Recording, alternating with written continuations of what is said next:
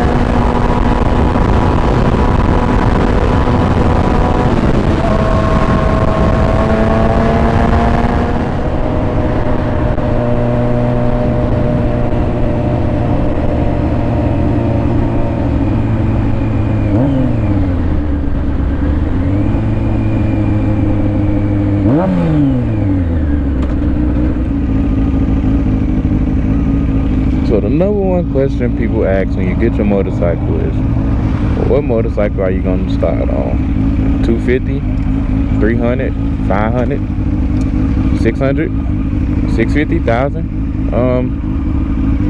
I started on the 600, and I did that because, well, first of all, I didn't have money to buy a 250 and get bored of it and then want something faster, something newer, and then have to go buy a 600 or a 650. So I knew at the gate that I did not want to spend $2,500, $3,000 on a 250 and then still want to buy a 600 in 2-3 months. I just didn't want to do that. So what I did to alleviate the stress factors of needing to start on the 250 is I took the MSF course, which is offered here for free, and I took it twice. And you're like, oh, why did you take it twice? Well, I took the first MSF course when I was, I think, 16 years old. Passed it, and I had a ton of fun. It was kind of long, like 4 days, but like 12 hours a day. And I took the course, passed it, and I just enjoyed it. They offered a Honda Rebel, which is a fun bike. I rode it for a little bit. Chose to take the rest of the course on a dirt bike because it was bigger, a little more powerful. And I was pretty confident. I watched tons of YouTube videos on, like, hours and hours and hours of YouTube videos on just motorcycles, getting the feel of them. And I knew the risk factors coming in into riding on the 600. Less forgiving. Everybody know. I mean, listen to it. This bike is at 5,500 RPMs. First gift. It just wants to go. And a 250 wouldn't. Look at this. It just wants to go. A 250 wouldn't give you that. So I know you got to be really alert on the 600. It's less forgiving, especially a 600 that's been modified a little bit, and I'll talk about the mods later. But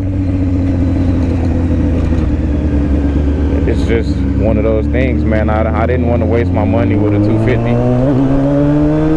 and I feel like I was mature enough to ride on the 600. The criteria for me to assess yourself on if you should use the 600 or if you should start on the 600, it should be your riding habits in the vehicle. I'm a very, very alert driver. I do not text and drive. I try not to. At the most, I'm changing my music. I got a strong pet peeve for people who text and drive and just put others at risk. I really hate it. You always got to ride defensively and drive defensively. And even with that, with my car, I don't want to have to, somebody crash me, I don't want to have to spend money and have to get it fixed, insurance. I don't want to go through all that. So I ride really defensive. But if you're a rider who constantly find yourself doing what I'm doing now, driving on the side of people, squeezing in, putting on your signal, then motorcycles probably aren't for you, because doing that in the car is a bad habit. Definitely doing it on the motorcycle is a bad habit. But what can I say? I just did it. Did it safely. But if you're one of those people that's on the highway going lane to lane, constantly merging over, probably not. If you want to just get on the throttle and just go like that all day, probably shouldn't get a 600. It's too much, and if you don't respect it, it will humble you. It'll humble your pockets. It's probably the most expensive hobby I've ever picked up in my life. But it's fun. That's a third gear pull. You will not get that from a 250. Not at all. Cool. You just won't get that from a 250, and you got to understand that. I advise anybody who's even remotely considering motorcycles to just take the class before you go out and spend your money on a 250 or 150 or automatic or whatever your preference is. Spend one of those. Spend the money. If it's free, take the class. See if you don't like being on two wheels. Some people don't like it, and like I said, it's going to be the most expensive, one of the most expensive hobbies anybody could get into, because it's just going to cost you money to have fun. So take the class, figure out if it's something you want to do, and anybody that loves you, they'll be at ease a little bit more knowing that you took the class and you at least familiarize yourself with what you're getting into. And then I would suggest, please get on YouTube and get an understanding of what you're dealing with. Learn what a Yamaha R6 is. Learn what a 250 is, a Ninja 250, CBR 250. Learn what a 300 is, and assess yourself and figure out which one is for you.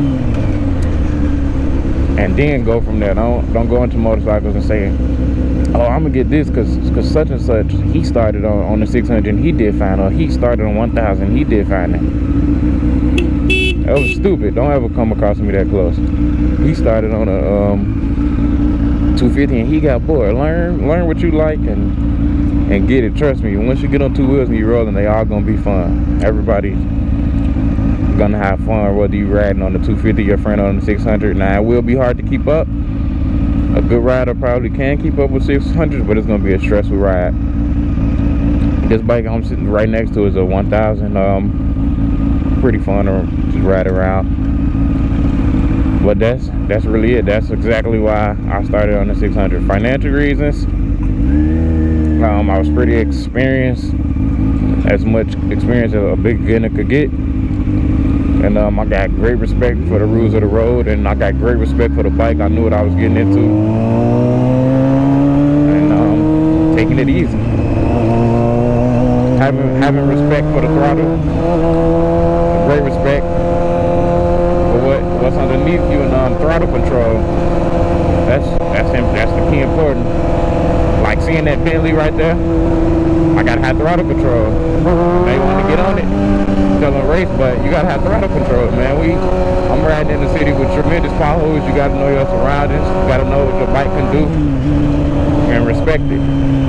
So that's my take on why I started on the 600. Everybody's experience will be different. Some people probably come in my comments and tell me 600 is not a starter bike, but like I said, you got to know yourself